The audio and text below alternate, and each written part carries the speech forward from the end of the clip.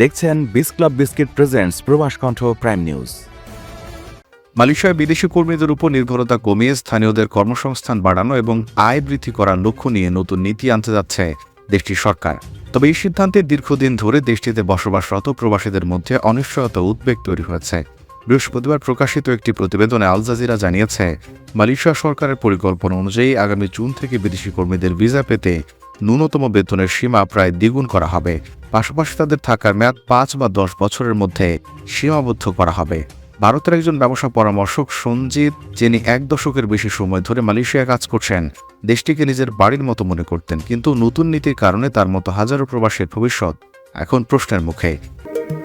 মালয়েশিয়ায় থাকেন, আন্তর্জাতিক কর্মপরিবেশে স্মার্ট ও সফল ক্যারিয়ার করতে প্রস্তুত, তবে আপনাকে খুঁজছে প্রাণ মালয়েশিয়া। সমগ্র মালয়েশিয়া জুড়ে বিভিন্ন পদে আপনি হতে পারেন আমাদের পরবর্তী টিম মেম্বার। আপডেটেড সিভি সহ হোয়াটসঅ্যাপ করুন এই নম্বরে।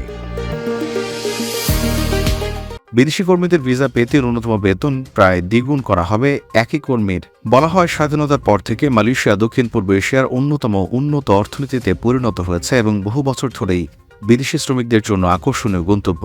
বর্তমানে প্রায় 21 লাখ নথিভুক্ত বিদেশি শ্রমিক দেশটিতে কাজ করছেন। এদের বেশিরভাগই স্বল্প মজুরির শারীরিক শ্রমে নিয়োজিত। প্রায় 1.4 লাখ উচ্চ বেতনের প্রবাসী পেশাজীবী অর্থনীতি ও কর খাতে বড় অবদান রাখছেন। 2025 সালের জাতীয় নীতি পরিকল্পনায় বলা হয়েছে, স্বল্প দক্ষ বিদেশি শ্রমিকদের উপর অতিরিক্ত নির্ভরতা প্রযুক্তি গ্রহণে বাধা সৃষ্টি করছে এবং উৎপাদনশীলতা কমাচ্ছে।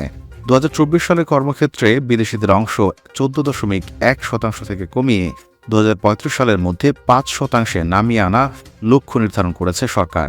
যুক্তরাজ্যের থমাস মিড বলেন, বেতনের এই বড় বৃদ্ধি অপ্রত্যাশিত ধাক্কা। সিঙ্গাপুরের বিনিয়োগকারী ডগলাস ক্যান মনে করেন, এতে কোম্পানির খরচ বাড়বে এবং বিদেশি দক্ষ কর্মী আনা কঠিন হবে।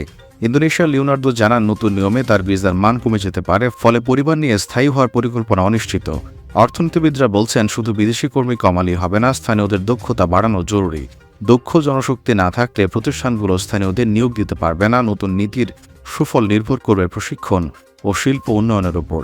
মালয়েশিয়ার এই নতুন নীতি স্থানীয় কর্মসংস্থান বাড়াতে সহায়ক হতে পারে, কিন্তু একই সঙ্গে দক্ষ বিদেশি কর্মী হারানোর ঝুঁকিও তৈরি করেছে।